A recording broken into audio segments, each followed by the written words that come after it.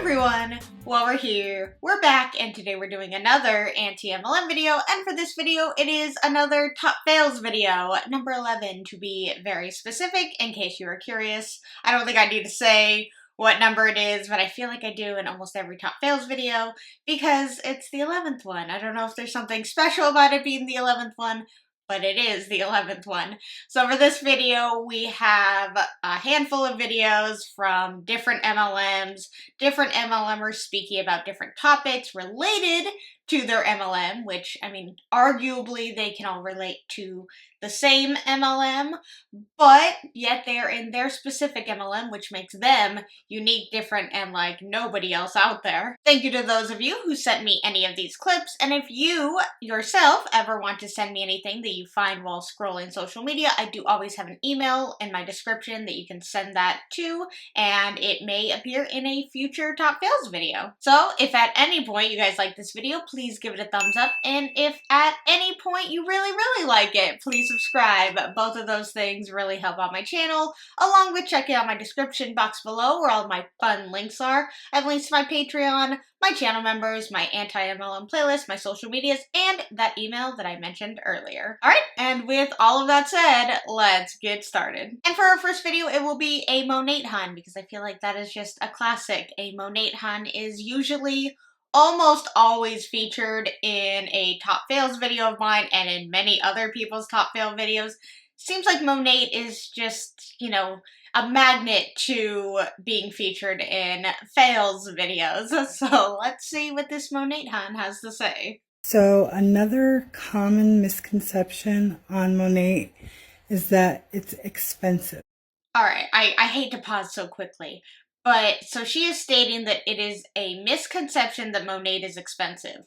I feel like that can't be a misconception when you can go to their website and see the prices and compare it to average prices of other shampoos and conditioners. So I don't think that that is a misconception when we can see it with our own eyes. Well, that could not be further from the truth. Monat's products are highly concentrated. It's 80% of your product versus only 20% of water compared to other products. With Monat, you actually have 4 to 6 months worth of product. And that's even within one bottle of shampoo. So your shampoo and conditioner may be $32 each. But let's just say, for instance, you use Pantene. Well, you have to go to the store and buy it once a month for $12. Why though? Why do you have to do that? Are you assuming that people are washing their hair every single day? Because I don't think that's the case. I believe that most people, you know, I mean, it depends on the person, but I don't think people are spending $12 every single month on shampoo and conditioner, or just shampoo, or just conditioner. So you are stating that it is $64 for a 4 to 6 month supply of Monat shampoo and conditioner, but then somebody who is buying a $12 shampoo automatically has to buy that every single month, and that cannot last them 4 to 6 months. I think most people, again, it depends on how much hair somebody has and how often they wash their hair, but I believe that most shampoo and conditioners can last about 6 months. That's at least how long it lasts me. I am not buying shampoo and conditioner every single month. Like, unless you are just like really like piling it up there, I don't know why that would be the difference. I think that somebody may have misled you and told you this information, so that is where the misconception is that you believe this information to be true, that traditional like drugstore products, people are using a lot more and spending monthly on, instead of probably about the same amount of time as they would with Monat products. So I believe normal, not Monat, shampoo and conditioner, depending on the person, I believe a time frame between like 4 to 8 months is pretty reasonable. And if you only spend $12 in that time, we'll even say $24 if you buy the shampoo and conditioner. So you're spending $24 in an 8 month time span versus $64 in an 8-month time span, you are still saving money by buying the drugstore product than you are with Monat. And it only lasts a month. So multiply 12 times 12, and it's way more expensive than what you're buying with Monat. And you also have to take into account that you're buying the conditioner as well. So that's also another $12 versus $32 every 4 to 6 months. So it's just something to think about. If you have any questions, I'll be more than happy to answer them. Bye, Monat Lady. So is she stating that Monat shampoo and conditioner are $32 together? Maybe it depends on the Monat product that you are using. Let me look up. Okay, I just went through the entire Monat hair care section of their website, and there is nowhere that I saw where for shampoo and conditioner that it was $32. I saw shampoo that was $32, but you had to buy the conditioner separately that was about a couple dollars more. Or I will take this volumizing revive shampoo that I'm looking at right here. So it's $49 regularly, or if you're a VIP customer, $42, and that's just for the shampoo. And then the conditioner is $48 if you are a VIP. So you are spending $90 on shampoo and conditioner, which is what I believe is very common in Monat, and what I have heard majority of the time is that it's about $90 to $100. So I don't know where she got this 32 for both sort of idea. And even if, let's just say even if it is $32 for both shampoo and conditioner of Monat, which we know is not true, let's just say it is, that is still more expensive than buying Pantene for $24. And she can claim up and down that people apparently are just wasting their product and just using so much more of it than they would Monat, and that they're having to buy it monthly. It's like $24 is still cheaper than $32. And I'm going to believe that people can at least make it last 4 to 6 months. So no matter what, it is still cheaper. But looking at the numbers on the website, I can see with my own eyes that it is more expensive to buy shampoo and conditioner on the Monat website, even being a VIP customer, than it is walking to a grocery store, a drugstore, and buying a brand on the shelf. Alright, and for our next video, we have a paparazzi hun. I just have to say paparazzi with the shimmy. It really yields itself to it. So she's going to teach us 3 daily tasks that we can do for success. I'm dropping in today to talk about 3 things that I do daily in my business that leads to success. There are so many. I mean, it was kind of cute. But also, I feel like with the music and the way that she's dressed and the pink wall behind her, are you guys also getting, like, she's talking to children vibe? Because that's what I'm getting. I feel like she is talking to a group of elementary school students and not supposedly a group of boss babe women who should be watching her on the other side. Many things that you can do daily for your business. So it's going to be different for everybody. I would encourage you to brainstorm and think about what 3 things do you do daily that you feel like leads you to success. There are so many things that you can do for your business as you... I keep looking at her earrings because I guess I am like a child. I am like a baby, and if you dangle something shiny in front of me, I'm gonna be distracted by it. So, funny enough, I was talking about how I'm not a child at the beginning of this, and now I'm saying I am a child. But it looks like she has the exact same earring inside of her earring. So that's kind of an interesting look to it. I mean, it's paparazzi, and for me personally, their jewelry is extremely gaudy, and I would not personally wear it for multiple reasons. But yeah, I just want to say that her earrings are quite distracting. Build that foundation for growth. Let's dive right in. First up, daily sales. I want to be sure to get my product in front of my customers. I hate to keep pausing. I have not watched this. So one of her tips for being successful is to sell the product. Wow, thank you. Every day. Now, the avenue of daily sales may vary. Maybe some days I post an album, some days I do a longer live, but I definitely want to make sure that I am showing some way for my customers to purchase each and every day. Personally, I always include daily flash sales, those shorter live sales, and I also include daily new releases. How are you doing sales if this stuff is already ridiculously cheap? Like, the fact that you have to discount it even more, unless she's talking about, like, buy 10, get 2 free. That could be what she's talking about when it's like a flash sale. Like, if you buy 5, you get 1 free. But either way, it's like the fact that you have to, like, incentivize people even further to buy something that's already cheap. Maybe people don't want this. New pieces each day for my business, and I want to get those right in front of my customers right away so they can pre-claim those before they even come in. And you can do this even if you don't order daily. You can go ahead and see what's available daily and show those to your customers. And once you show them to your customers, you'll get an idea of the pieces that you might need in your next order. The second thing that I strive to do every day is to build that genuine connection. And I do this in 2 different ways, with my customers and with my team. With my customers, I make sure to post something each day to build that connection. Whether it's an engagement post where they can interact and give their opinion, or maybe a Facebook or Instagram story where I'm showing behind the scenes.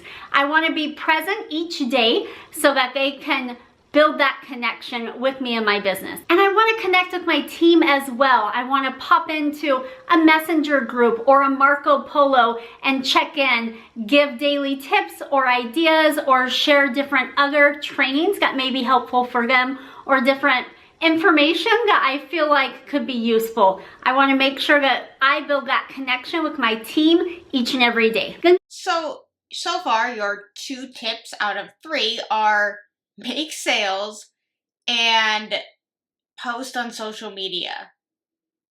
Yeah, that's usually what you have to do if you're running a business. Those are not unique, different things. And then to state like, oh, I post on my story, I engage, I post a picture on Facebook to show my customers what I'm doing, and then I engage in my team and I share things and stuff, which is essentially what she said, because she never actually gave any, like, actual advice on what to say. She just said to go into your team post and say stuff. Again, these things are very generic and probably more than likely something that people in her team or even looking into this already know when it comes to business. We know when it comes to business that, in order to be successful, sell your product. That's kind of very obvious. And then another tip being, hey, talk about your product and get your customers interested in it. It's like, these are things that I think people who have absolutely no business sense whatsoever probably already know. The third thing I do in my business daily is based on customer service. Sometimes customers reach out about what pieces might go with what outfit they have, or maybe they have a question about their shopping cart or how shopping with Sugary Bling even works. I want to make sure and answer all of those questions in a timely manner, so I'm sure to check those at least daily. I also like to ship every day. Everyone has a different shipping schedule, but for me, I love to get those goodies right into their hands as soon as they complete their purchase. And so daily customer service for me includes answering those questions and getting any paid orders out the door. Hopefully this gives you a start for ideas for daily tasks that you can do that will make an impact on your business. If you have other ideas, I'd love to hear them. Go ahead and drop them in the comments so that we can all gain that perspective from each other. Bye, Paparazzi Lady.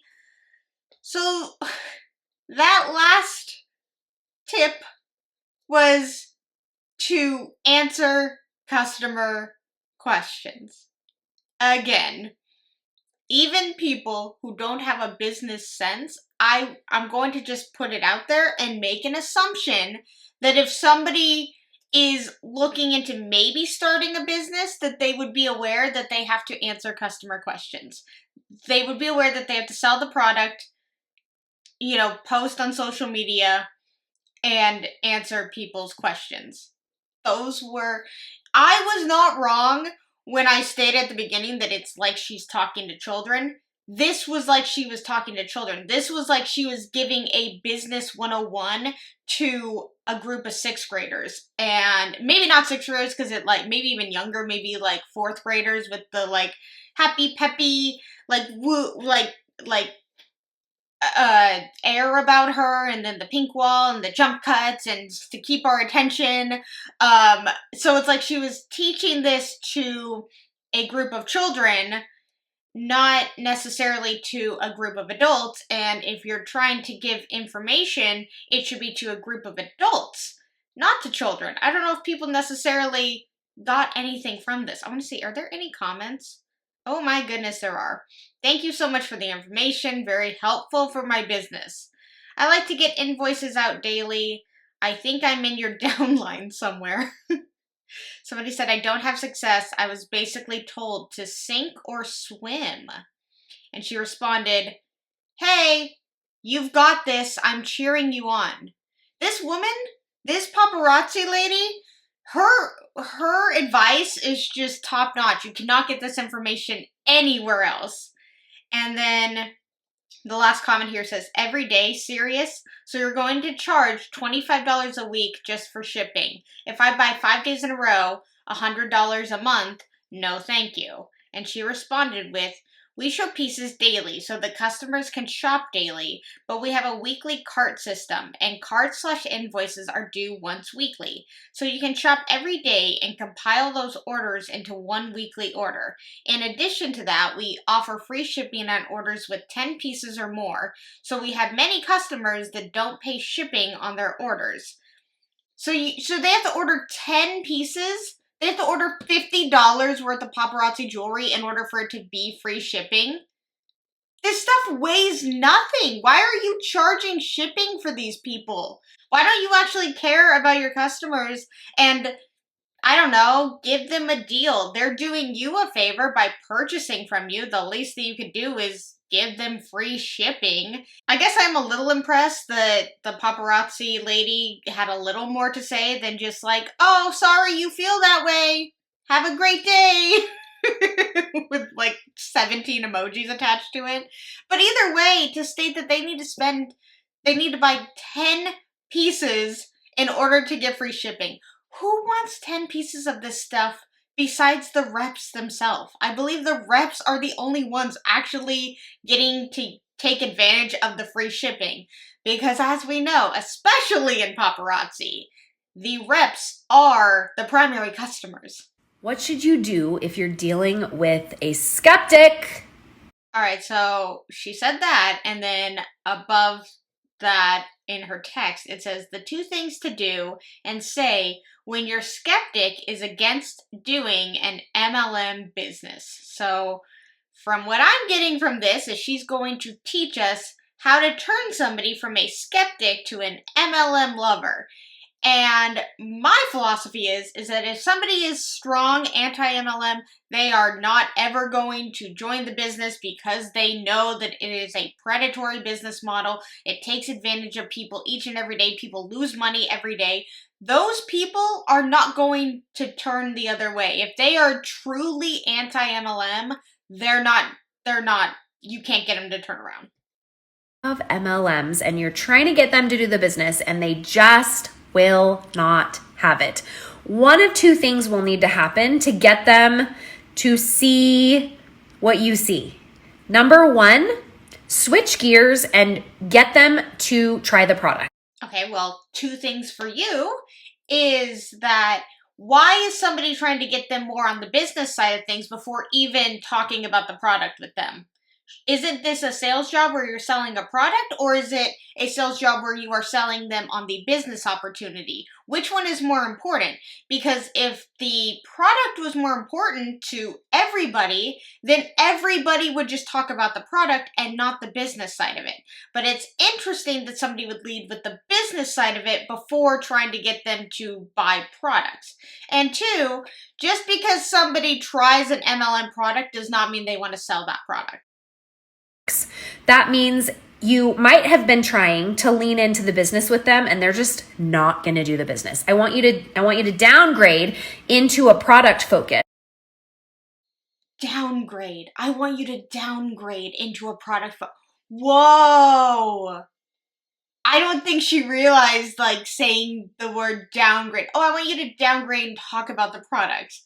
Meaning that the business side is the top priority side and that the products are just a way to dangle in front of people and get them kind of sort of interested.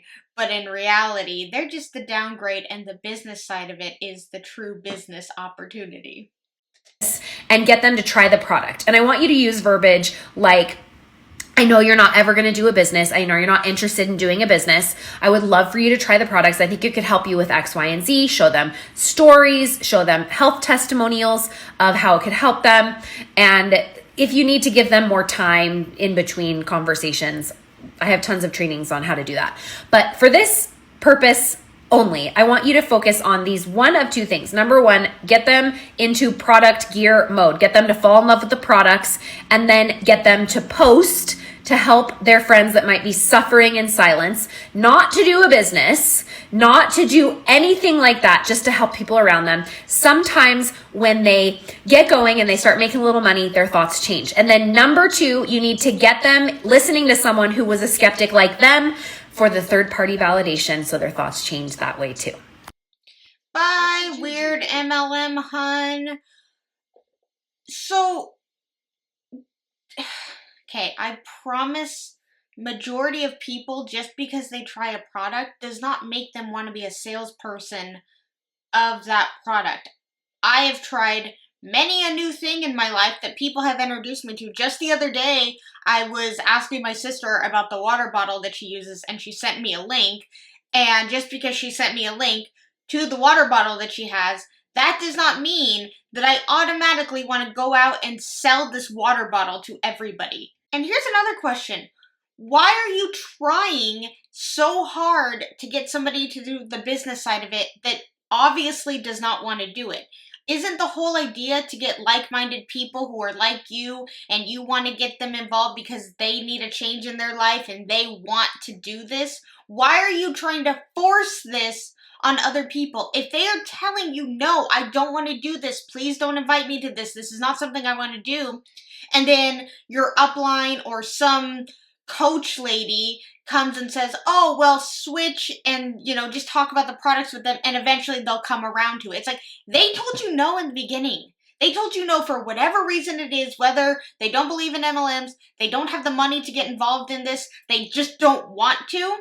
Take that, accept it for what it is, and do not try and manipulate them on the other side and be like, well, if I could just get them to love the products, this lady says, I just make them love the products, I have them talk to some stranger who was, anti-MLM, and now they are pro-MLM, and they'll believe in their stuff. It's like, I've heard people in team calls, in opportunity calls, say, I was the biggest skeptic, I didn't believe in this at all, and that didn't change my mind. I wasn't like, oh wow, this random person who I don't know changed their mind about MLMs, now I should too. That's not how this works. If somebody says, no, I don't want to do this, take that, accept it, and move on. Alright, and this is going to be the last clip for this video, and this is the longest video that we have to react to. This is going to be Jessie Lee, and I know, a lot of you are not fans of her. I'm not the biggest fan of her. I'm not a fan of her at all. I believe she comes off very intense and honestly kind of scary, and I don't talk about her pretty much at all on my channel unless it's a top fails video. I believe that is the proper place for her. But this specific video, I actually watched Julie Joe react to. She did a great job reacting to this video, and I will have it linked below if you guys haven't seen her reaction to it. So she reacted to the entire video. I'm just going to do a clip of it that I wanted to react to on my channel, but I highly recommend watching Julie Joe's video. She did just a great job. It was a very entertaining video. And just a little context before we get into watching the clip, Jessie Lee was invited to do an interview on a podcast called The Dream, where they talk about scams and schemes. I believe Jessie Lee had no idea about that. Otherwise, I doubt she would actually be on it. And this clip, or the entire video, was actually uploaded publicly on Jessie Lee's Facebook and her Instagram. So this was put out publicly. This is something that Jessie Lee put out herself. And at the end of the video, which we will not be watching, but she does state, I'm going to post this publicly because defamation on the host side, Jane, who is the host of the Dream podcast. So she's stating that the stuff that Jane said in the interview is defamation. So keep that in mind. So can I ask about your style of coaching? I watched a lot of your videos and I feel like your style is like, I don't want to say aggro, but very like, you're very boisterous, you're kind of tough. Was that a choice, or is that just like how you naturally are? Can I ask you a question? Hello? Can you hear me? Yeah. Can I ask you a question? Yeah, I can hear you. Yeah. Do Yeah. you pay for my coaching? Like in the accelerator? Do I pay for your coaching? Yeah, like are you in the accelerator program? No.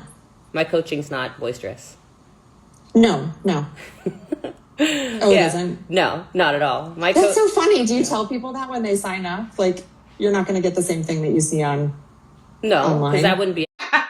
I laughed so hard when I heard that clip, or when I heard Jane say that to Jessie Lee through Julie Joe's video, because you just admitted, I agree with Jane, is that her style on social media comes off aggressive, she comes off intense, she's a lot. She's a very intense person, and I mean, I said that at the beginning. I said I'm not a fan of hers because of how aggressive and intense she comes off as a person, and that is all throughout her social media. We have seen that. If you have seen any form of Jessie Lee, you have seen how intense she is, and I think I've talked about her maybe once or twice through other Top Fail videos, and she has an intensity there, and she has an arrogance. I started, no. Oh, see, this is another great narrative. The other narrative they like to say is, oh, only if you're distributor number 1 will you ever be on top.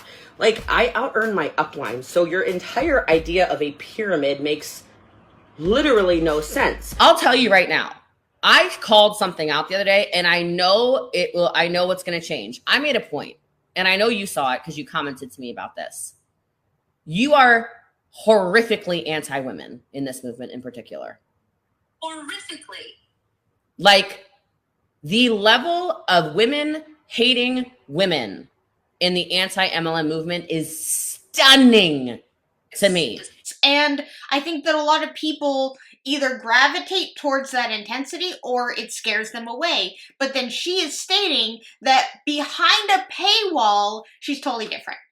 So the thing that you would pay to, get a one-on-one coaching with her, get more information through that style, because that's obviously what attracted you to Jessie Lee in the first place, and then you pay to get coaching from her. She is stating that she is entirely different behind a paywall, which to me is false advertising on her part.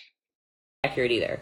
I think that it's important to realize that what you see on social media tends to be a snippet of somebody's personality or like a little glimpse into their life. But inside of my coaching, it is very tactical. It is super, super kind, loving, open, empathetic, listening. It is Well, then why are you not like that on social media? Why are you portraying yourself as this intense, aggressive individual? Now, of course, she's probably going to state that she is not like that. I believe she does state that she is not like that. But yet you are saying that what you see on social media is not what you get behind a paywall.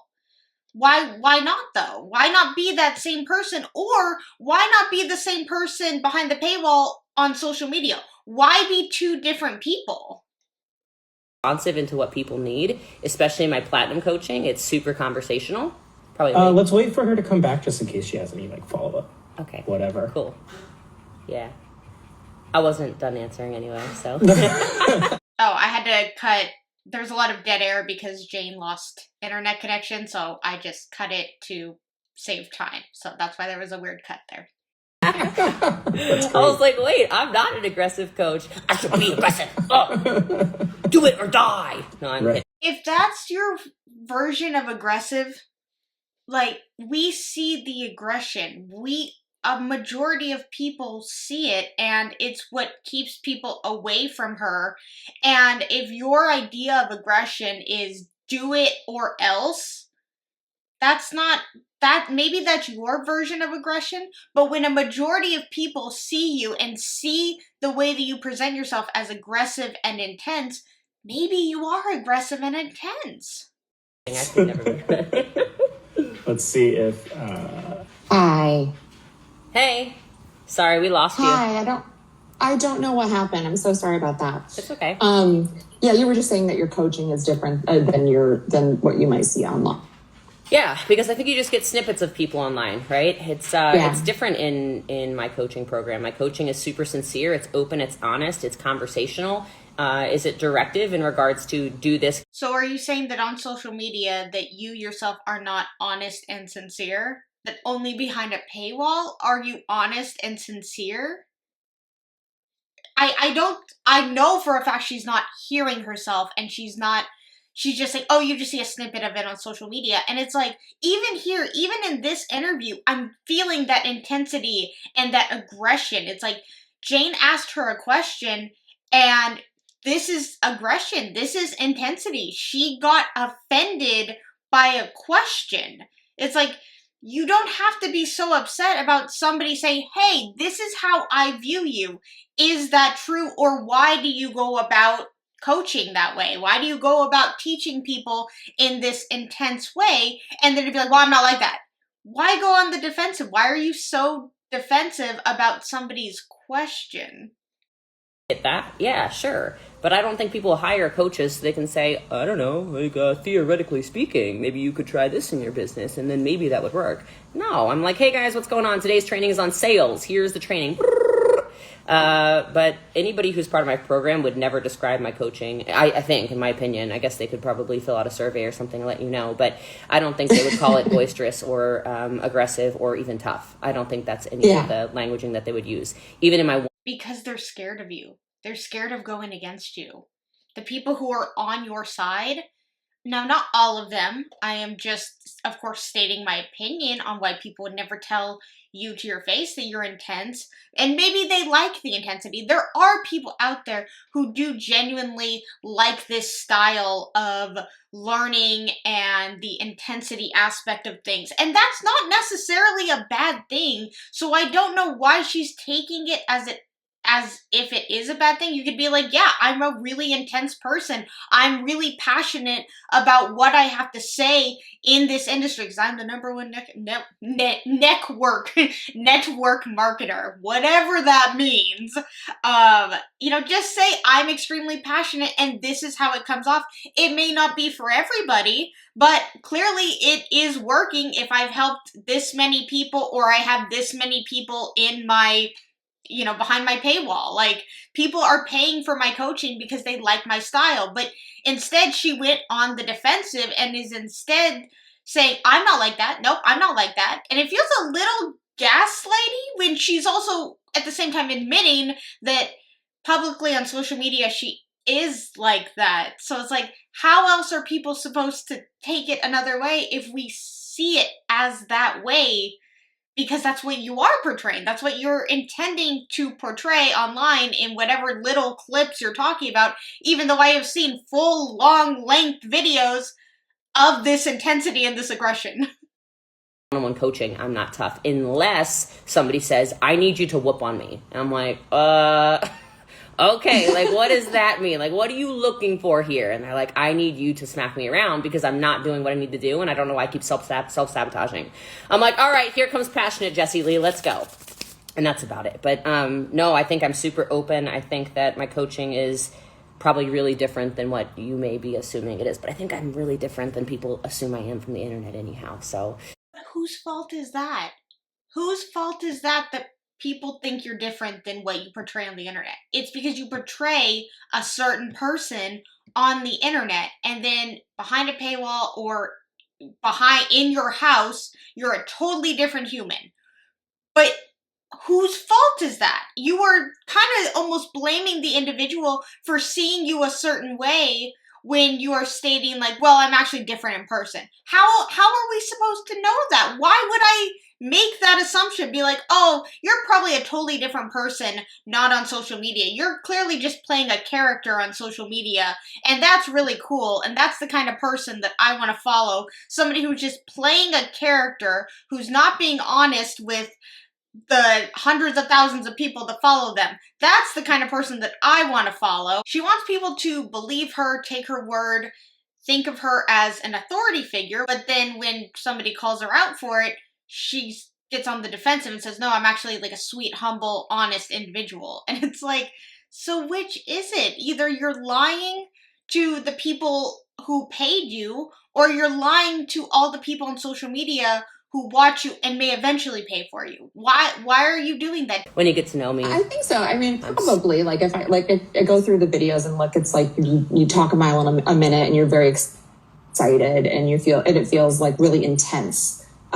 Even like short videos. So that's I think why I was making a some caretaking vibe that some coaches have. You know, like there's. I'm not like I'm not a spirituality coach. You know, so I'm not one of these coaches who's like.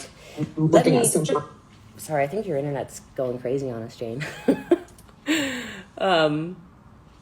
But yeah, I mean, I don't claim to be like a feminine energy coach. I'm here still. Okay. I don't claim to be, you know, someone who's gonna just talk about how beautiful you are and wonderful you are and want to cuddle you. I'm the coach that you would hire if you're looking. She is so polarizing. Like, it is either one way, like on this side, like I can't be intense, I can't be a do it or die kind of person, but also I love you and everything's okay and I'm gonna cuddle you. Why is it on two opposite extremes? Why can't it be a meet in the middle sort of thing and you just are who you are on social media and behind a paywall? Why does it have to be two different things? And also, why is it I can't be aggressive because I don't tell people to do it or else, and I can't be overly nice because I'm not cuddling them and coddling them. It's like, you can still be a nice person without coddling, and you can still be aggressive without telling people to do it or else. It's the way you come off. It's the way you speak. It's the way you portray yourself. For actual results. So that I will say is true, but maybe that's why I attract males and females. I don't just attract women. Like I see a lot of these spirituality coaches right now, which nothing wrong with them, of course, because that's their niche, right? And they say, you know, join me and I'm going to teach you how to become more spiritual and more in alignment with your life. And that's just not what if you hire me as your coach in the accelerator, you're going to learn business skills. I'm going to show you how to make money. I'm going to show you how to, I'm going to show you how to, you know, take your business to the next level. We're not going to sit around and kumbaya. If that's what you're looking for, I don't know. I don't even know who to refer you to. Bye, Jessie Lee. Again, it's this, you know, I'm not like this. There are people who are coddlers and will teach you about your life, and that's not what I am. I teach you about money. And I felt the aggression there. It's like, I'm going to teach you about business. I'm going to teach you how to make money. And it's like, that's what people are talking about. You can say it in a nice way and be like, there's people out there who teach you how to better your life in a spiritual way and, you know, healing from the inside out, whatever that is. And for me, I'm more focused on business and how to make people money and how to grow a business from the ground up and how to make millions of dollars. It's the way that you speak and act is why people view you as aggressive. And like I said at the beginning of this Jessie Lee clip before I reacted to it, at the end of this video, she does state that she's going to post this publicly because, you know, all the anti-MLMers are going to come out and talk about it anyway, so she might as well post it for herself and to get her word out there. She's like, oh my god, the defamation, because Jane said that she comes off aggressive and aggro in her public videos, which, to be fair, Jessie Lee herself kind of stated that that is true. What you see on social media is not always accurate. So she herself is defaming herself by not being who she actually is.